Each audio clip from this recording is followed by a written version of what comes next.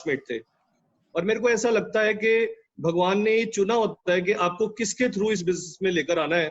मेरे को लगता है कि जितनी जबरदस्ती और जितना हक मेरे पे वो जमा पाया, शायद और कोई मेरे को इस बिजनेस में लाभ भी नहीं सकता था। ऐसा नहीं था कि मैं इसको बिजनेस को कुछ अच्छा या बुरा समझ रहा था, ऐसा नहीं था, बट मैं ओपन नहीं था कुछ और करने के लिए, है ना। सबसे अच्छी बात है कि मैं आगे बढ़ने वाला था। जैसे ही मेरे को पता चला, एक मीटिंग में मेरे को जबरदस्ती उठा के लेके गया जहाँ पे सतेंद्र जी ने आना था, और मैंने उनकी प्रेजेंटेशन देखी वहां पर। वहां पे 19 प्रोस्पेक्ट आए हुए थे उस दिन। उस होटल मीटिंग थी एक, जो किसी डिफरेंट ग्रुप की, हमारे ग्रुप की नहीं थी वो, मतलब सतेंद्र जी के डिफरेंट ग्रुप की थी। और वहां पे जो अरेंज की गई थी वो होटल मीटिंग, उसमें 19 प्रोस्पेक्ट थे, जिसमें के 17 जो थे वो ज्वाइन नहीं हुए, if I am not wrong. 17 join नहीं हुए, 2 बंदे ज्वाइन हुए थे, मेरे को आज तक याद है, एक सोडी साहब है और एक मैं। और हो सकता है, मेरे को आज नहीं पता, हो सकता है उस वक्त मेरे में जो इंटरेस्ट होगा वो 19 में से शायद सबसे कम होगा, है ना। बट जो गॉड का प्लान था वो कुछ और था। तो मेरे को मेरे स्पॉन्सर ने या मेरे अपलाइन ने या सतेंद्र जी ने प्री जज नहीं किया, अंडर एस्टिमेट नहीं किया। इसी कारण मैं आज इस बिजनेस में हूँ और बिग टाइम बिल्ड कर रहा हूँ, है ना। तो उसके बाद सबसे अच्छा काम जो मेरे स्पॉन्सर ने किया, मेरा हाथ जो था वो सतेंद्र जी के हाथ में पकड़ा दिया। डेफिनेटली इनिशियली मेरे को और भी हेमंत जी ने, राजेंद्र जी ने, सतेंद्र जी ने, सबने मिलके मेरे को स्पिरिट सिस्टम के साथ वाकिफ किया, एमवे के बारे में वाकिफ किया, प्रोडक्ट्स के बारे में वाकिफ किया। और बट मेरा जो मेजर मेरा दिल मिलने वाली बात जो थी, जो मैं अपनी सारी बातें जो शेयर करता था, जो छोटी मोटी प्रॉब्लम्स होती थी या जो भी मेरे कंसर्न्स थे, वो मैं सतेंद्र जी के साथ ही डिस्कस करता था। जो सॉल्यूशन लेने वाली बात होती थी वो मैं सतेंद्र जी से ही लेता था। तो मैं इसमें एक मैसेज भी देना चाहता हूँ कि all the uplines are okay and they are all helpful to you and to us, but you should be in council with only one upline, है ना। That is my main message, what I think. जो हमारी success में जो सबसे ज्यादा matter करती है वो ये चीज करती है, because there will not be any confusion between two. तो जो उससे आगे जो हुआ वो एक हिस्ट्री बन के रह गई। हमारी सतेंद्र जी ने बहुत हेल्प की। हम डेफिनेटली एग्रेसिवली इस बिजनेस को बिल्ड करना शुरू हो गए। सबसे मतलब ऐसा हो गया कि सारी जो फोकस था हम अपने पे लेना चाहते थे। उसके लिए हमने जो भी जितना भी इनिशियली चेंज कर पाए, हम मीटिंग पे we were on every meeting. Ludhiana में अगर मीटिंग होती थी तो हम अपने ग्रुप को, जो भी 5, 7, 10 बंदे होते थे, हम गाड़ी करके, ट्रेन में, बस में, हम लुधियाने मीटिंग में आते थे। पेस मीटिंग्स होती थी उस वक्त, एक महीने में एक मीटिंग होती थी जो जिसमें ग्रुप टीचिंग होती थी, उसमें भी हम अपने ग्रुप को लेकर जाते थे। मतलब we were ready to learn and ready to change at that time. That helped us a lot. And उसके बाद सतेंद्र जी ने हमारी हेल्प की, हमारे साथ स्पॉन्सरिंग शुरू हो गई। जब भी सतेंद्र जी आते थे, हम नए नए लोगों को उनके सामने बिठाते थे, होम मीटिंग्स होती थी। बट बहुत सारे लोग हमारे साथ सतेंद्र जी ने ज्वाइन कराए, बहुत सारे लोग हमने सतेंद्र जी के सामने बिठाए और ज्वाइनिंग्स हुई, ग्रुप भी बन गया, बहुत ग्रुप बन गया। पर हमें ये बाद में समझ आया कि वो सारे ग्रुप को हैंडल करने के लिए जो स्किल्स थे, जो कैपेसिटी थी, वो हमारे में डेवलप नहीं हो पाई। आज इसके कारण वो बहुत सारे लोग हमारे साथ आज नहीं लॉन्ग रन में चल पाए, क्योंकि वो हमारी रिस्पॉन्सिबिलिटी थी जो उनको संभालना या सर्व करना, या वो हमारी जो रिस्पॉन्सिबिलिटी थी। हम वेट करते थे सतेंद्र जी आएंगे तो हम प्लान दिखाएंगे, सतेंद्र जी आएंगे तो हम नया बंदा मिलाएंगे, सतेंद्र जी आएंगे तो हम मतलब जैसे खाना खाएंगे या पानी पिएंगे। बट वो धीरे धीरे हमें सतेंद्र जी ने फिर हमें इंडिपेंडेंट करना शुरू किया। हमें बताया कि मैं तो 15 दिन में एक बार आऊंगा, तो क्या उतनी देर तक आप उनको फीड नहीं करोगे। धीरे धीरे हमने रिस्पॉन्सिबिलिटी, वीवर मतलब मैं 20s में था अपनी, जब मैंने ये बिजनेस, लेट 20s में था जब मैंने इस बिजनेस को स्टार्ट किया। तो समझ सकते हो कि शायद मैं रिस्पॉन्सिबल कम था। पर जैसे जैसे मैं सिस्टम में जुड़ा रहा, मैंने सीडीज सुनी, मैंने बुक्स पढ़ी, मैं सतेंद्र जी की या और अपलाइंस की एसोसिएशन में रहा, मैं कनेक्टेड रहा सिस्टम में, तो मैंने एक बात को रियलाइज किया जो मैं आज आपके साथ शेयर करूंगा। एक दो बातें और भी करेंगे। जो मेजर बात है जो मैं आज शेयर करना चाहता हूँ, मेरे को जो मैं रियलाइज कर पाया इस बिजनेस में, दो मेजर चीजें हैं इस बिजनेस में आके जो हमें डेवलप करनी पड़ती हैं।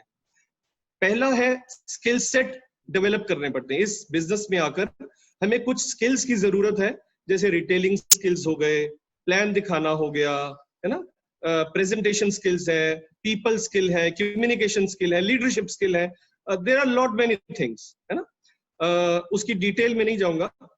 दूसरा, मैंने ये एहसास किया कि इस बिजनेस को करने के लिए हमें एक माइंडसेट की जरूरत है, because all of us belong to different different professions. हम डिफरेंट बैकग्राउंड से आते हैं। कई लोग स्टूडेंट्स होते हैं, कई फार्मर्स होते हैं, कई जॉब्स में होते हैं, कई प्रोफेशंस में होते हैं। तो उन सबका या हम सबका वैसा माइंडसेट नहीं होता जिस हिसाब से हम बिजनेस को ग्रो करा पाए। हम एक्सपेक्ट तो सारे ही करते हैं कि बिजनेस में आते ही हम 6 महीने में सिल्वर हो जाए, या 12 महीने में प्लेटिनम हो जाए, या 18 महीने में प्लेटिनम हो जाए, और वो मैकेनिक्स भी इतने बड़े नहीं है।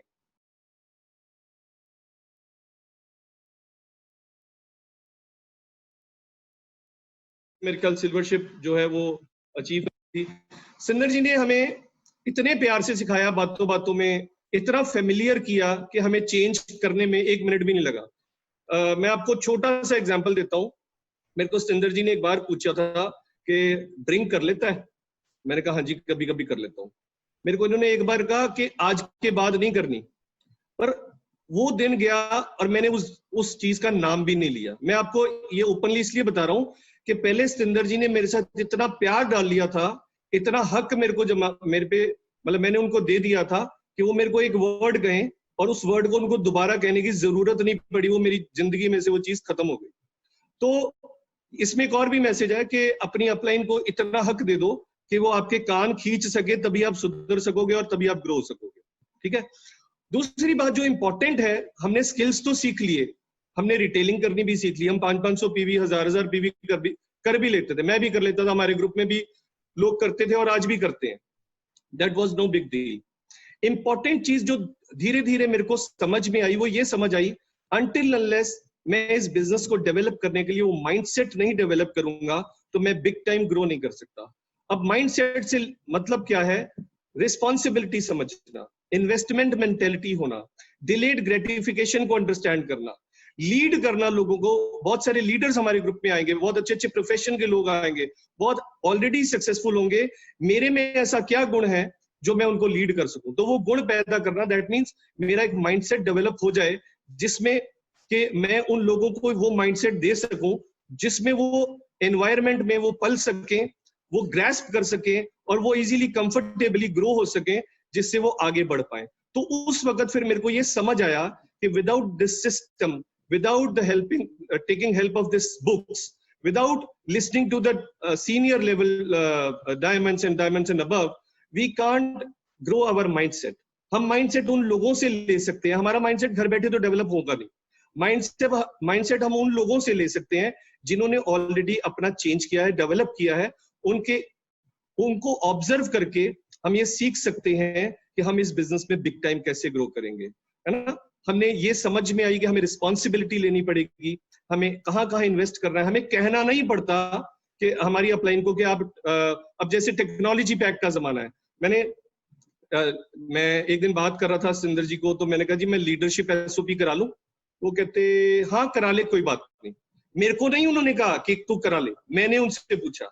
जब टेक्नोलॉजी पैक आया, ही डिडंट टेल मी कि ये पैक कराओ, मैंने उनको करा के पूछा जी मैंने तो डायमंड पैक करा लिया।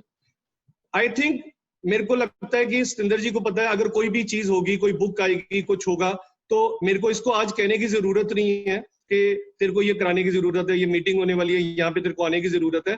आप तब करो, आप तब रिस्पॉन्सिबल हो, तब आपका माइंडसेट डेवलप हुआ है जब आपको आपकी अपलाइन ये कह कर नहीं करा रही कि आपको ये करना पड़ेगा, आपको यहाँ पे आना पड़ेगा।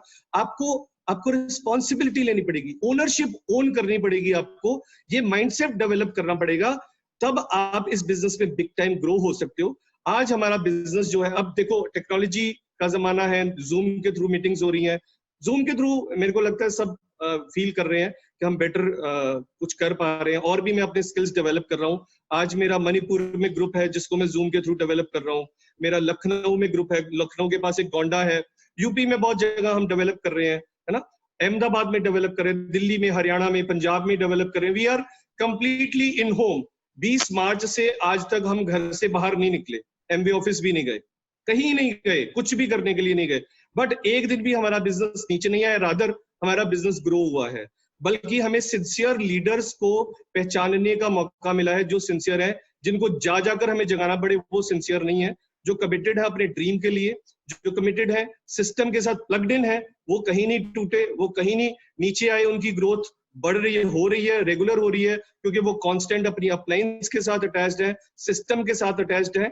और we are taking everyday blessings. हम जब भी अमृतसर जाते थे तो सुंदर जी के साथ काउंसलिंग करते थे। आज भी मेरे को छोटी से छोटी बात की जरूरत होती है तो कंफ्यूजन ना करने से बेटर होता है कि मैं उनसे पूछ लेता हूँ। और मेरे को लगता है कि कभी कभी सुंदर जी सोचते होंगे कि इतनी छोटी छोटी बात भी मेरे को लगता है कंफ्यूजन से बेटर है कि अपलाइन को पूछ लो, फिर फर्दर अपना जो है प्लान एग्जीक्यूट करो, तो वो बेटर है रादर देन कि आपको बार बार उसको चेंज करना पड़े, है ना। बताने के लिए बहुत बहुत कुछ है, बट अभी नई नई पिन्स हमारी आ रही है, हमारे ग्रुप में नई नई पिन्स आ रही हैं और हम आपको उन सब चीजों के बारे में दिखाएंगे, बताएंगे, और जैसे जैसे सुंदर जी कहेंगे, जैसे जैसे हमारी ड्यूटी लगेगी वैसे वैसे हम बात करेंगे। मैं चाहता हूँ 2 मिनट 3 मिनट मेरी वाइफ भी आपके साथ बात करेगी अपने पर्सपेक्टिव से। Thank you so much. Good evening everybody, मेरा नाम डॉक्टर नवनीत कौर है और मैं स्पेशलाइज करती हूँ स्पोर्ट्स मेडिसिन में। बेसिकली नवनीत थोड़ा सा ऊंचा बोलना पड़ेगा, आपकी आवाज नहीं आ रही है। ठीक है बाजी। तो basically I was a professional before my marriage. I used to work, मैं जॉब्स करती थी, मैं प्रैक्टिस करती थी और साथ में कॉलेज में पढ़ाती थी। But once we got married तो मनदीप क्योंकि ऑलरेडी इस बिजनेस में काफी टाइम से थे तो इट वाज वेरी नेचुरल कि मुझे प्रोडक्ट्स का जो एक्सपोजर था और एक्सपीरियंस था वो तो डे 1 से ही मिल गया। और थोड़ा सा डिवाइस और नजदीक कर लो, आवाज नहीं आ रही। और बिजनेस इट्स ओके नाउ। जो बिजनेस को बिल्ड करने का मेरा बेसिक जो डिसीजन था वो एक मनदीप मुझे एक इवेंट में लेकर गए थे, the very first event after our marriage. वहां पे गो डायमंड एक फंक्शन होता है एमवे में, तो वहां पे जाके मैंने बहुत सारी लेडीज को बेसिकली ऑब्जर्व करा जो वहां पे थी जहां पे मैं अपनी जिंदगी में पहुंचना चाहती थी।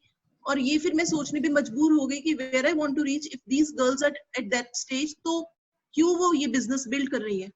तो वो चीज वहां से जो मुझे बिजनेस के बारे में विजन पता चला कि मैं जो सोचती थी कि एमवे क्या है और एक्चुअल में एमवे क्या है, there is a very big difference in those two things. तो वहां से मेरा डिसीजन लेने का वो हो गया कि मैं बिल्ड करूंगी एमवे को। और डिसीजन लेने के बाद फिर अब पूछना ही था कि अब आगे क्या करना है, तो मनदीप ने मुझे एक ही बात बोली कि तुम्हें एजुकेशन लेनी पड़ेगी बिकॉज तुम बहुत नई हो और मैं तो ऑलरेडी काम कर रहा हूँ। तो एजुकेशन के लिए उन्होंने मुझे कहा कि तुम रोज की सीडीज और कुछ बुक्स ले लो और मीटिंग्स में जाना शुरू कर दो। तो इमीडिएटली मैंने रोज के 3 या 4 सीडीज सुननी शुरू कर दी, काफी सारी बुक्स कर दी शुरू पढ़नी, और साथ में हर एक तरह की मीटिंग जो है वो मैंने अटेंड करनी शुरू कर दी। अब ऐसा नहीं था कि मनदीप अगर बाहर जा रहे हैं तो लोकल अगर कोई मीटिंग है तो मैं नहीं जा रही, आई वाज देयर, उतना ही कंसिस्टेंटली कर रही थी जितना अपनी एजुकेशन के साथ थी। और वहां पे मीटिंग्स पे जा जाकर एक चीज समझ में आई कि अगर इस बिजनेस को करना है, ढंग से करना है, बड़े लेवल पे करना है, तो खुद को चेंज करना पड़ेगा। और जो खुद को चेंज करना था वो सबसे डिफिकल्ट पार्ट था, क्योंकि बैकग्राउंड मेरी जॉब की थी, तो उससे वापस बिजनेस में माइंडसेट लाने के लिए काफी सारी चीजें थी जिनको मेरे को अपनी लाइफ में इनकॉर्पोरेट करना पड़ा। तो डिफरेंट ब्रिट लीडर्स को सुन के, हमारी अपलाइंस को सुन के, ऑलरेडी टीम में काफी सारे मेंबर्स पहले से भी थे, तो ऐसा नहीं हुआ कभी कि ये मेरी डाउनलाइन है या मेरी अपलाइन है या क्रॉस लाइन है या ये डिफरेंट ब्रिट लीडर्स है तो ऐसा क्यों होगा। I learn from each and every person whom I came in contact with. तो मुझे लगा ये सबसे बड़ी बात थी, क्योंकि फील्ड में उतरने से पहले चाहिए था कि सब कुछ एमवे के बारे में पता हो। अगर नहीं पता होगा तो मुक्के खाकर लोगों के वापस आके नेगेटिव होकर बैठ जाऊंगी। द मोस्ट इंपॉर्टेंट थिंग कि एजुकेशन लेनी थी। उसके बाद में ये भी पता चला कि जो लेडीज है वो उतनी ही इफेक्टिव है जितने जेंट्स इफेक्टिव है। ऐसा नहीं होगा कि मैं सिर्फ मनदीप को कंपनी करूंगी और कुछ नहीं करूंगी, मुझे वो सारी इफेक्टिवनेस जो मेरे अपने प्रोफेशन में मेरे पास थी वो मुझे इसमें भी लानी थी। तो जैसे वो बातें कर रहे थे मनदीप पहले भी कि स्किल्स सीखने की जरूरत थी, कम्युनिकेशन स्किल सीखी, पीपल स्किल सीखी, प्रोडक्ट्स की नॉलेज कैसे लेनी है वो सब कुछ सीखा, और ये धीरे धीरे करते करते एक माइंडसेट में जो शिफ्ट था वो वहां से आया। तो मैं तो बस यही कह सकती हूँ कि अगर इस बिजनेस को बिग टाइम करना है तो प्रॉपरली अंडरस्टैंड करके सब कुछ नए तरीके से सीख के अपने माइंडसेट को शिफ्ट करके फिर हम अच्छी तरीके से कर पाएंगे। एंड होपफुली हम बहुत बढ़िया इस साल कुछ करेंगे and we are doing it very big time now. Thank you भाजी। थैंक यू सो मच जी, थैंक यू सो मच।